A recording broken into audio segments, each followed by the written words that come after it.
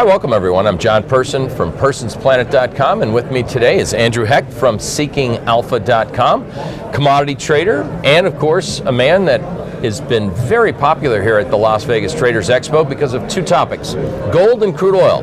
So Andrew, let's talk to our viewers here at the internet world about what's going on and your opinions on gold. Let's start there. Thanks so much, John. So I just finished a talk about, and the talk was entitled, The Dollar is King, but Gold is the Monarch of Money. So what I've been seeing in the currency markets and the gold markets over the last couple of months, and actually since the turn of the century, is that currencies have been devalued versus gold.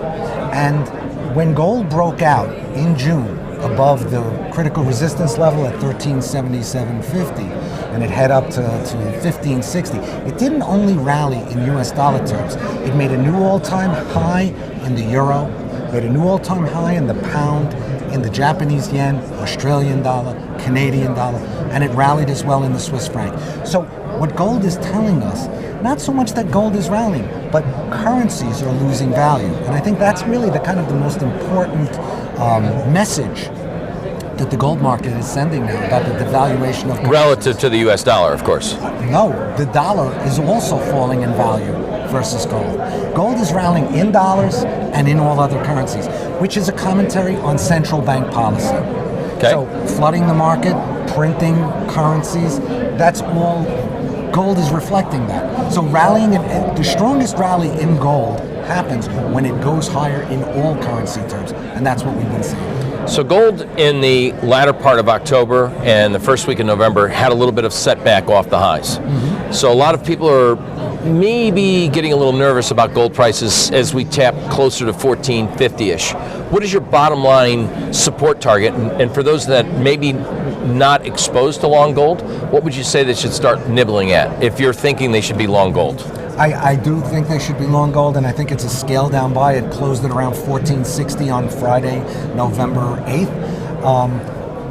Key technical support, 1377.50. That's the level it broke up from in June. Okay. So the resistance becomes support. That's going to be the critical level on the downside to watch. Okay. So you think that maybe don't get all in, just start scaling in. And scaling is a bit of a term maybe some of the viewers aren't familiar with. You nibble a little bit. So if you're going to buy, I don't know what, the average investor might put 5-6% of their portfolio. Exactly. Is that what you would recommend? I would say in gold, 5 to 10. 10 is a little too much. 5 might be a little bit too little. Somewhere in between that. And yes, nibble. Don't put all your eggs in one basket. Don't just come and buy the whole 5% at one level. Look, always buy on weakness. Okay. Give yourself room.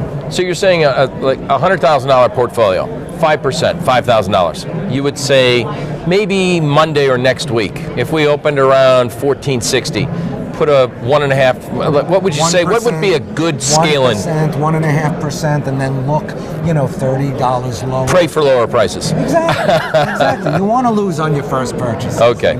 So scaling in on gold, is there a specific way or market you would suggest people getting into? Well, there's a lot of different ways to buy gold. You could buy physical, but the futures market is really the most liquid market, but there's the GLD ETF, there's the IAU ETF, there's a lot of products out there. I'd stick to the unleveraged ones for longer term investments because the leveraged ones suffer from time decay, which eats away at their value. So if you are going to say the futures, and that's a leveraged market, yes, and it's significant risk on the leverage, would you tell people to maybe wait a little bit longer? That's not one that you would scale in, or would you tell people to scale in on the futures? I would scale in on the GLD and the IAU. On the futures, I would look to buy call options rather than go directly into the futures because of the leverage. That's a great point. A lot of investors now, through the last 5 years, have really had a great education on using options, not just on equities, but as again in maybe certain commodities. So what would be your time horizon that you would expect that one would be long a call, an out-of-the-money call option. What expiration month would you suggest people start looking at? I would look 6 months to a year out. All right, so 6 months to a year out. And what topside call strike would you suggest? I would look at a 1550. 1550. So what would your upside target be then in gold? My upside target is $2,000. 2,000. So I think risk reward favors the upside. I think that the 2020 election in the U.S. is going to add a lot of volatility to markets and a lot of uncertainty. And I think that we're going to see $2,000 gold sooner rather than later, sooner than a lot of analysts believe. So with central banks adding liquidity, and I mean quantitative global easing around the world, right? This U.S. FOMC is expected to have maybe lowered rates one more time, and they signaled they may not. Would you suggest that this would be positive for gold? I think that the Fed will not raise rates again this year.